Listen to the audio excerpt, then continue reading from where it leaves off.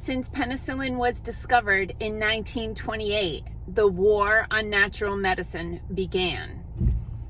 And I'm gonna tell you how it's still going on. Hey, I'm Dr. Patty Barch. I'm a traditional naturopath, founder and owner of Naturally Unbridled Wellness and naturallyunbridled.com, where we focus on wellness solutions, not disease management. This is Down the Ridge with Dr. Patty, where I give you 7 to 10 minutes of holistic life and wellness information on my way to work. This is not medical advice. This is for entertainment purposes only. Don't listen to a thing I say. Nothing I say is true.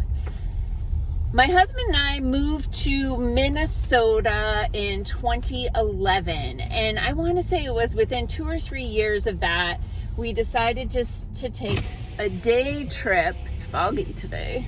Got to listen and look.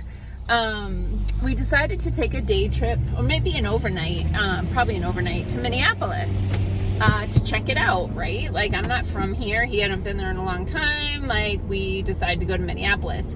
And we're looking at things to do in Minneapolis, and I'm like, oh, science museum. Because I fell in love with science in the 7th grade, and I'm still like in awe about science, and I totally wanted to go geek out at the science museum, even though they're mostly for kids. Okay.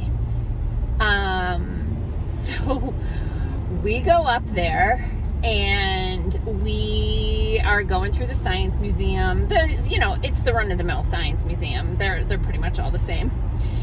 And then we get to a whole section of the science museum called Quackery. Quackery.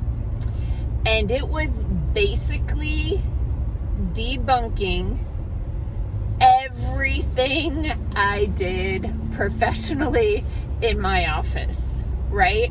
Talking, just like, I was livid. But wait, it gets even better. Oops, sorry, windshield wipers today. Then around the corner from that, there's a whole display on how wonderful these things are, right? That go in here. Yeah, how wonderful those things are. But anything natural was called quackery. Remember I said that penicillin was discovered in 1928? That is considered to be like the advent of modern medicine. It's been less than 100 years. But what happened was some very wealthy people realized that they could profit from pharmaceuticals, and they literally funded studies. Go ahead and look up Flexner report. That was how the wealthy people like the Rockefellers and the Carnegies were able to get homeopathy out of the medical curriculum, jail chiropractors for quackery, like all these different things. So people have been around for a really long time on this planet, and modern medicine only came into existence less than 100 years ago. So how do you think people survived prior to that? Well, probably natural medicine. I mean, homeopathy has been around for something like 200 years.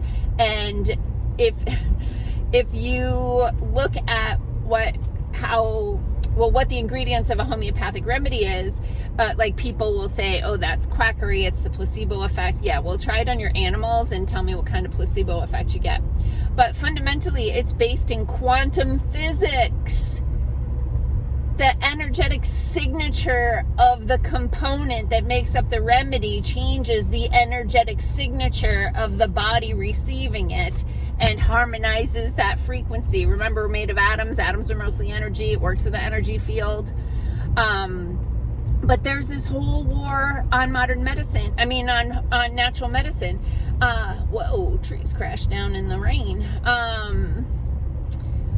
There's a website called Quackwatch, which has been around for as long as I've been aware of natural medicine. And it's a group of trolls whose only job is to debunk anything and everything related to natural health, including the benefits of vitamins. I mean, any renowned natural or holistic minded medical professional or natural wellness expert, they're all shredded on Quackwatch. Any device that isn't fully endorsed by the FDA is, debunked on Quackwatch. And it's venomous. Like, these people take their trolling very seriously. And I just have to, I picture, who are the trolls on the other end of the keyboard that are debunking the benefits of vitamin D or echinacea or anything like that. And I don't picture healthy people, right? I don't picture someone who can run a mile or, do a set of squats, or cook a meal from scratch. I'm not picturing those people. So, a woman that works for me, she took Friday off. It was her birthday. Happy birthday, Tori. And her husband is a teacher, and they chaperoned a field trip, and one of the places they went was a science museum. I don't remember if it was the same one that I went to, but she sent some pictures of the Quackery display, and I just got so ticked off, because what happens is the pharmaceutical industry goes out into nature and just collects different compounds, different plants, different animals, whatever they can find. They extract the components of those natural substances and they test them against a variety of things, whether they're testing them against cancer cells or they're testing them for antimicrobial activity. Remember, penicillin came from what? A natural substance, from a mold. The sloppy scientists' cell culture or cultured dishes went moldy, and he noticed that bacteria didn't grow near the mold, and then was like, maybe we can use this to kill bacteria. So yeah, I lost my train of thought on that because I get a little triggered. It's hard to keep my brain working the way it's supposed to. So anyway, there is still a war on natural medicine, and the reason is because it's cheap. You can grow your own herbs in your backyard. Homeopathic remedies are inexpensive, unless you're in Canada, where, oh my God, the things happening in Canada right now are freaking concerning, but that's a whole other video. But unless you're in Canada, vitamins, supplements, remedies are relatively inexpensive, and they work, despite what they're going to tell you on Quackwatch. So just, when you see things like a Quackery display at a museum, never go there again. Don't support that. Don't financially support those organizations. They get donations from the pharmaceutical companies.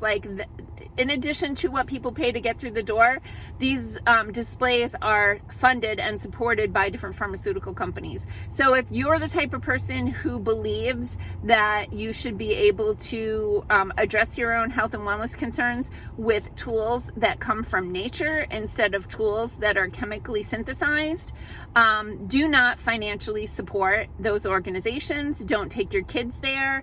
Don't go on the field trips, because it's brainwashing and gaslighting, and it isn't right. Peace out, peeps. Have a healthy day. Make wellness a priority.